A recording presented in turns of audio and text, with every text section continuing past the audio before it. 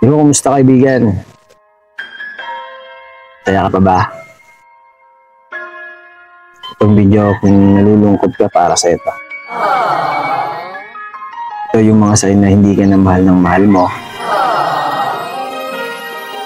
Simulan na natin, sign number 1. Wala na siyang time sa'yo.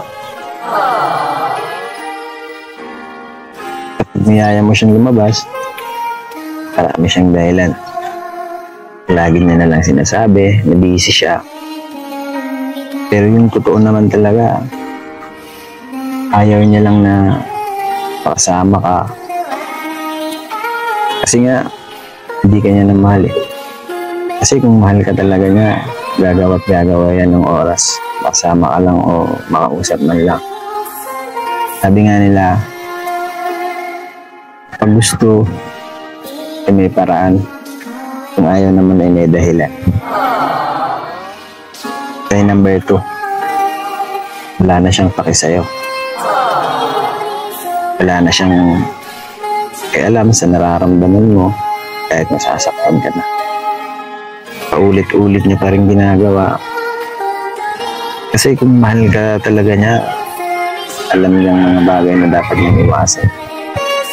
Alam niyang mga bagay na kakadurog ng puso mo.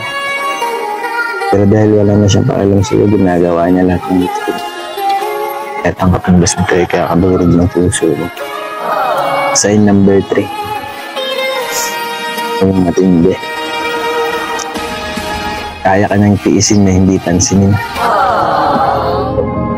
Kahit ilang message mo pa sa kanya o kahit ilang tawag mo pa sa kanya, kaya niyang matulog ng mahimbing na hindi ka pinapansin. Kung mahal ka talaga niya, hindi ka niya kayang tiisin, hindi ka niya kayang baliwalain. Ito yung matindi. Hihintay lang niya na ikaw ang unang bumitaw. Sumuko.